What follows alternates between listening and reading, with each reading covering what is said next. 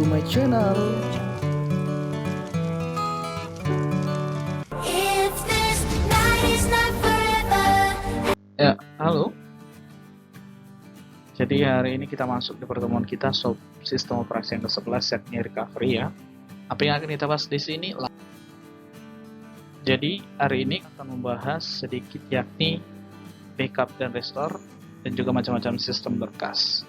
Jadi sebelum masuk ke sana kita awali dulu dengan mengenal kira-kira direktori dan berkas itu ternyata selama ini disimpan dalam memori utama dan disk. Nah, seperti yang kita ketahui pada pertemuan memori sebelumnya, maka kita perlu memastikan bahwa kegagalan pada sistem itu tidak menyebabkan hilangnya data atau data menjadi tidak konsisten ya. Jadi informasi direktori pada memori utama itu pada umumnya up to date daripada informasi yang terdapat di disk. Itu karena penulisan dari informasi direktori charts ke disk tidak langsung terjadi pada saat setelah pengupdatean terjadi ya. Berikutnya kita lihat di sini bahwa di backup and restore ya. Jadi kita menggunakan program sistem untuk membackup data ya dari disk alat penyimpanan yang lain seperti floppy disk, magnetic tape atau optical disk. Jadi penjadwalan backup yang umumnya adalah sebagai berikut.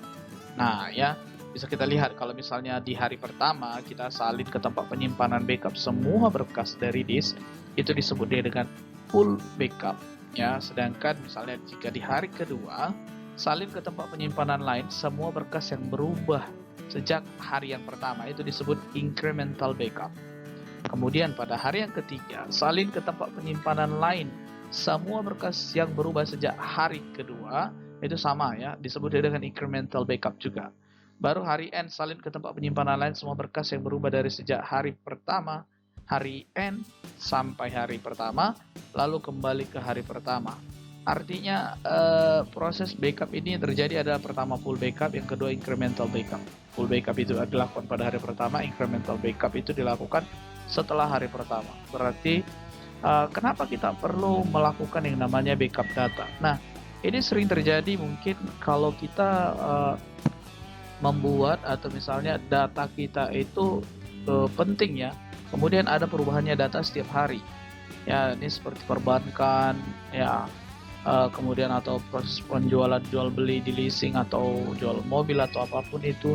Jadi datanya harus diupdate setiap hari.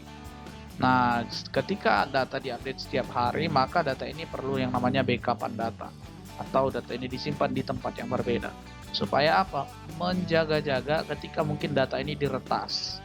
Ya, diretas oleh pihak-pihak orang luar, jadi kita tidak takut lagi terhadap data kita yang mungkin akan hilang atau bagaimana. Karena apa? Kita sudah memiliki backup datanya. Dan kita lihat di sini ada macam-macam sistem berkas. Jadi sistem berkas pada Windows ya, directory dan berkas. Jadi itu kalau kita lihat di sini ya, directory yang secara otomatis dibuat dalam instalasi Windows itu ada 3 guys ya. Kita lihat di sini. Ada dia directory C atau Windows ya. Kalau berbicara tentang directory C atau Windows, berarti ini kita itu isi dari directory itu adalah pustaka-pustaka oleh Windows itu sendiri seperti device driver, registry dan lain-lainnya. Ya. Kemudian kalau program files, jadi program files ini adalah seluruh program yang diinstal ke dalam sistem operasi. Jadi aplikasi apapun yang kamu install ke dalam laptop biasanya masuk ke dalam program files. Dan yang terakhir itu adalah My Documents. Nah, jadi directory ini berisi semua dokumen yang dimiliki oleh si user. Siapa itu si user? Ya, kalian sendiri.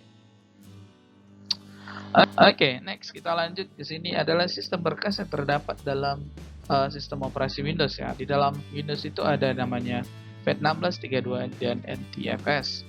Ya, oke.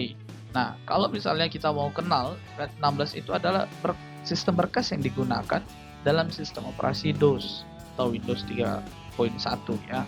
Sedangkan untuk FAT32 itu sistem yang digunakan oleh keluarga Windows 9K atau 9X ya. Baru kemudian NTFS ini merupakan singkatan dari New Technology File System.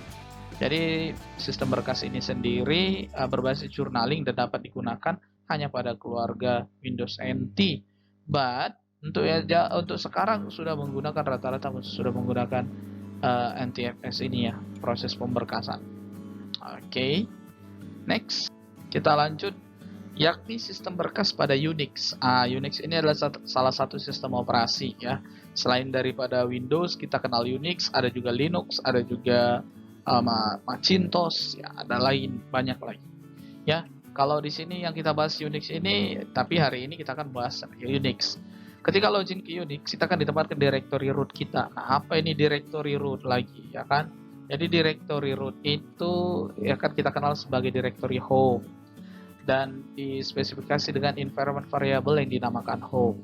Jadi environment variable ini menentukan karakteristik dari sel kita dan interaksi pengguna dengan sel tersebut. Nah, di sini kita coba lihat apa sih directory-directory yang terdapat dalam instalasi Unix ini. Nah, kalau kita lihat ini ya, satu persatu kita akan bahas. Sistem atau directory yang ada dalam instalasi Unix, yang pertama itu directory root. Ini isinya apa? Isinya itu adalah struktur directory Unix atau root ini biasanya itu adalah level teratas dari struktur directory Unix ya. Sedangkan masuk kedua ya, yakni directory bin, ini program-program yang esensial agar sistem operasi dapat bekerja dengan benar. Kemudian ada dev ya, /dev itu untuk berkas-berkas alat atau alat I/O, input, output. Kemudian ada etc, ini adalah direktori yang dibaca dengan etc ya. Ini berisi konfigurasi berkas pengguna, dan juga sistem. Kemudian ada lib ya, kita tahu lah lib ini berarti libraries. Ini adalah berisi pustaka-pustaka yang dibagi atau di-share. Kemudian ada /sbin, itu berarti binary juga seperti pada direktor bin, sama seperti bin ya. Kemudian ada usr ya. Apa itu USR? USR ini adalah banyak direktori pada directory root. Kemudian yang terakhir itulah directory var. Ini adalah direktori ini berisi data yang bermacam-macam. Seperti itu. Oke, kita lanjut. Selanjutnya kita mau lihat apa sih perbandingan antara Windows dan Unix ya. Mungkin juga kalian akan mencari nanti perbandingan antara Windows dan Linux. Jadi sistem berkas Unix ini berbeda dengan sistem berkas Windows atau DOS karena sistem Unix lebih hebat dan mudah diatur daripada Windows. Penamaan dalam Unix dan Windows itu berbeda. Penamaan ya. Baru kita lihat penggunaan backslash digunakan untuk memisahkan direktori-direktori dalam Windows, tapi hal ini tidak ada dalam Unix ya. Misalnya kalau kita mau masuk ke dalam folder itu kita pakai backslash, tapi sekarang juga bisa slash gitu. And next, sistem Unix itu menggunakan case sensitive. Apa sih case sensitive ini? Itu case sensitive ini berarti huruf besar dan huruf kecil itu dibaca atau dikenali. Jadi misalnya kalau di dalam Windows huruf A kapital dan A non kapital atau A besar dan A kecil itu sama aja. Sedangkan di Unix A besar itu beda, A kecil itu beda. Itu adalah dua file yang berbeda. Kira-kira seperti itu maksud daripada case sensitive, or lebih sering disebut dengan sensitive case ya. Jadi tetapi penulisan namanya berbeda dalam hal ada satu file yang menggunakan huruf kapital dalam penamaan dan satu tidak akan berbeda dalam Unix. Yes, as we said. Kita lanjut. Kita lanjut di pertemuan berikutnya.